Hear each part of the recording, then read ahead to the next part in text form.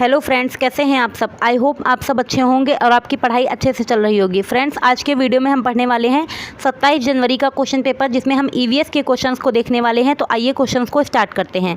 देखिए, question number 1 में कह रहा है, सही कथनों की पहचान कीजिए। सामाजिक व आर्थिक हाशियाकरण आपस में जुड़े हुए नहीं है। सामाजिक आर्थिक हाशियाकरण आपस में जुड़े हुए हैं। विकास परियोजनाओं के कारण लोगों का अस्थायी पुनः स्थानन प्रवसन है कहलाता है। विकास परियोजनाओं के कारण लोगों का पुनः स्थानन विस्थापन कहलाता है। तो देखिए, यहाँ पर राइट ऑप्शन बी और डी हो जाएगा। अब इसका एक्सप्लेनेशन देख लेते हैं। कह रहा, आदिवासी समुदाय अपनी गरीबी के कारण सामाजिक हैसियत में कमतर माने जाते हैं। आर्थिक रूप से कमजोर व कम संख्या में होने के कारण उन्हें पिछले सालों में आए आर्थिक बदलावों व नीतियों, राज्य व निजी उद्योगों जैसे राजनीतिक दबाव की वजह से बागानों, निर्माण स्थलों, उद्योगों आदि में नौकरी करने के लिए मजबूर किया जा रहा है। परिणाम स्वरूप वे कई तरह के अभावों का शिकार हो जाते हैं, जिससे कि उनके बच्चे कुपोषण का शिकार रहते हैं और साक्षरता की भी कम होती जाती आता है। यह बात बिल्कुल सही नहीं। सामाजिक व आर्थिक हाशियाकरण आपस में जुड़े हुए हैं तथा विकास परियोजना के कारण लोगों का स्थायी पुनः स्थानन विकास कहलाता है। इस प्रकार बी और डी राइट ऑप्शन हो जाएगा, मतलब यहाँ पे डी सही रहेगा ऑप्शन। अब देखते हैं नेक्स्ट क्वेश्चन। देखिए, क्वेश्चन नंबर 2 इसमें कह रहा है, बावड़ियों सीढ़ीदार कुओं के बारे में नीचे दिए गए कथनों पर विचार कीजिए। इसमें कह रहा है, ये मुख्यतः वर्षा रहित क्षेत्रों में दिखाई देते हैं। ये वर्षा के पानी के भंडारण संरक्षण की पारंपरिक प्रणाली है। इनका उपयोग सामुदायिक संसाधन के रूप में किया जाता है। बावड़ियों में की सीढ़ियाँ जमीन के नीचे कई मंजिल तक जाती हैं, परंतु किसी भी सीढ़ियों द्वारा नीचे पानी तक जाने की अनुमति नहीं होती है। अब देखिए, इसका एक्सप्लेनेशन समझ लीजिए, बढ़िया से आपका क्वेश्चन हो जाएगा कि बावड़ी या उन सीढ़ीदार कुओं को कहते हैं जिनके जल तक सीढ़ियों के सहारे आसानी से पहुंचा जा सकता है। भारत में बावड़ियों के निर्माण और उपयोग पर लंबा इतिहास रहा है। ये वर्षा के पानी के भंडारण और संरक्षण की पारंपरिक प्रणाली है, जो कि मुख्यतः वर्षा रहित क्षेत्रों में दिखाई देती है। इनका उपयोग सामुदायिक संसाधनों के रूप में किया जा रहा है। अतः ए बी सी तीनों सही हैं। बावड़ियों के बारे में सही, यानी राइट ऑप्शन यहाँ पे डी हो जाएगा। अब देखते हैं नेक्स्ट क्वेश्चन। कह रहा, आपदा के बाद शरणार्थी लोग अपने क्षेत्र को वापस लौटते हैं। यह विस्थापन, स्थानांतरण, प्रत्यावर्तन, अप्रवास। तो यह प्रत्यावर्तन कहलाता है। राइट ऑप्शन यहाँ पे सी हो जाएगा। अब देखते हैं क्वेश्चन नंबर 4। इसमें कह रहा, नीचे दी गई पहेली का हल कीजिए। पेड़ के तने में छेद बनाऊं, उसमें छिपके में कीड़े खाऊं, टुक टुक टुक टुक करता जाता हूं, बोलो क्या कहलाता हूं। यहाँ पे पूछा जा रहा है। तो अब देखते हैं इसका राइट ऑप्शन क्या हो जाएगा। कठफोड़वा, कलचिड़ी, शकर खोरा, फाख्ता। तो यहाँ पे राइट ऑप्शन ए हो जाएगा, कठफोड़वा। तो इसका एक्सप्लेनेशन भी देख लीजिए आप लोग।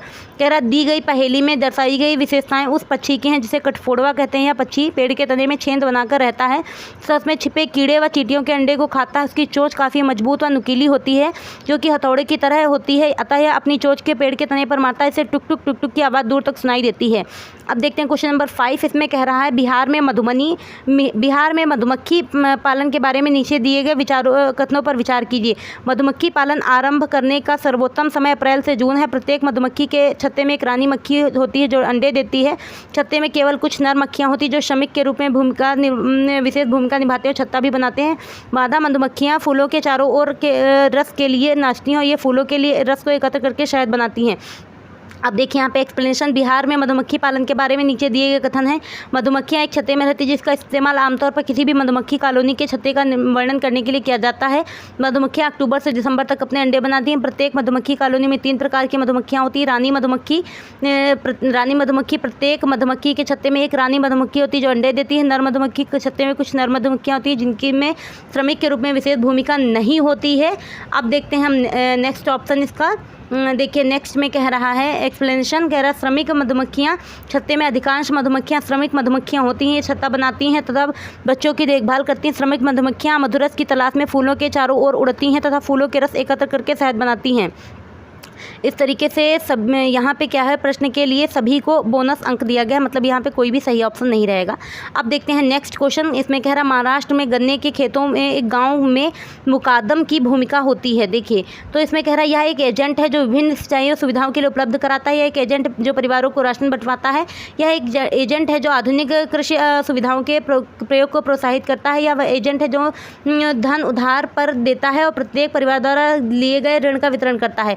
तो यहाँ पे डी ही राइट ऑप्शन हो जाएगा। महाराष्ट्र में गन्ने के खेतों वाले गाँव में एक मुकादम एक एजेंट होता है जो धन उधार देता है और प्रत्येक परिवार द्वारा लिए गए ऋण का विवरण देता है। अब देखते हैं क्वेश्चन नंबर 7। इसमें कह रहा है खाद्य पदार्थों में प्रोटीन की जांच के समय खाद्य पदार्थ बैंगनी रंग का हो जाता है क्योंकि सल्फेट कॉपर सल्फेट लाल रंग का होता है और पेप्टाइड बंध के साथ अभिक्रिया करके बैंगनी रंग बनाता है।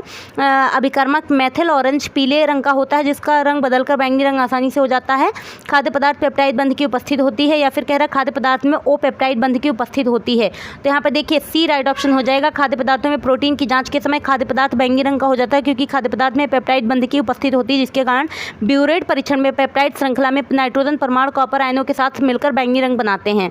अब देखते हैं हम नेक्स्ट क्वेश्चन नंबर 8। यहाँ पर देखिए कह रहा है रामू कमजोर मांसपेशियों तथा कार्य करने के लिए बहुत कम ऊर्जा की आवश्यकता शिकायत करता है, उसे अभाव हो गया है। कैसा, देखिए यहाँ पे विटामिन डी का, vitamin A, vitamin C, vitamin B1, तो उसे विटामिन B1 का अभाव हो गया है। तो यहाँ पे अब देखिए इसका राइट एक्सप्लेनेशन समझ लीजिए। कह रहा है रामू कमजोर मांसपेशियों तथा कार्य करने के लिए बहुत कम ऊर्जा की शिकायत करता है, उसे विटामिन B1 का अभाव हो सकता है। विटामिन B1 को थायमिन के नाम से जाना जाता है, जिसकी कमी से बच्चे में थकान, चिड़चिड़ापन, खराब याददाश्त, भूख न लगना, नींद में गड़बड़ी, पेट में की परेशानी, कम वजन आदि होने के लक्षण होते हैं। अब देखते हैं क्वेश्चन नंबर 9। इसमें कह रहा है पोचमपल्ली हमारे ही देश की एक राज्य का जिला है। यह जिला अपनी सुंदर चमकीली रंग बिरंगी साड़ियों और विशेष प्रकार की बुनाई के लिए प्रसिद्ध है या किसी राज्य का भाग है। तो देखिए यहाँ पे आंध्र प्रदेश, कर्नाटक, आंध्र प्रदेश, तमिलनाडु, तेलंगाना।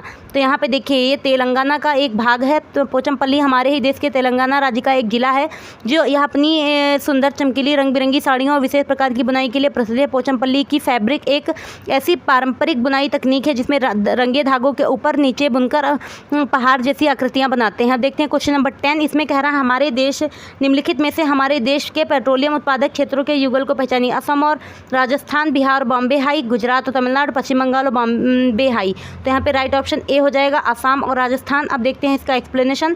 कह रहा भारत में कच्चे तेल के उत्पादन में राजस्थान की हिस्सेदारी 23.29% है।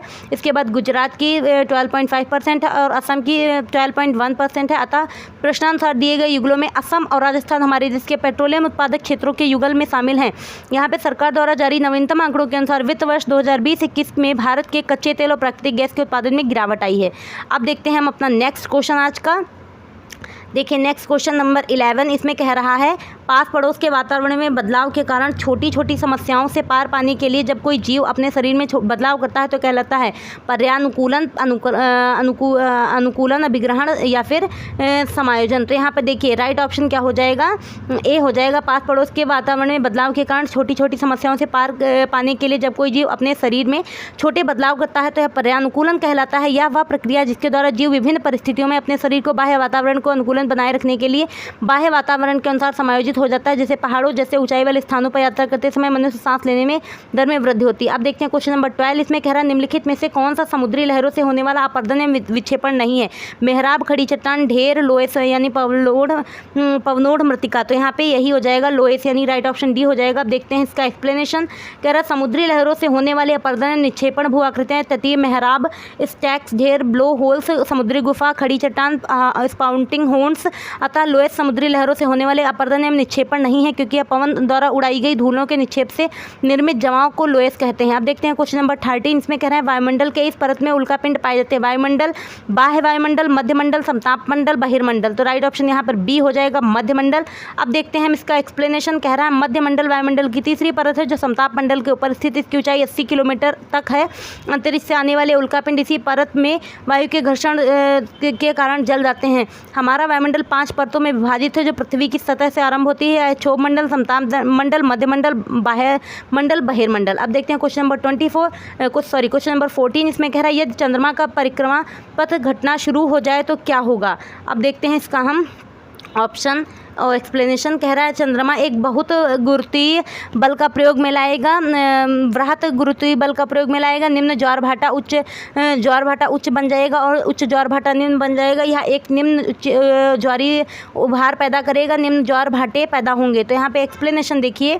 यदि चंद्रमा का परिक्रमा पथ घटना शुरू हो जाए अर्थात चंद्रमा अपनी वर्तमान धुरी का 20 गुना नजदीक आ जाए तो वह हमारी धरती का गुरुत्वाकर्षण शक्ति को 400 गुना शक्तिशाली बना देगा। अर्थात चंद्रमा एक वृहत गुरुत्वीय बल का प्रयोग में लाएगा जिससे तटीय क्षेत्रों में अनुमानी सुनामी आएगी और तबाही मच जाएगी।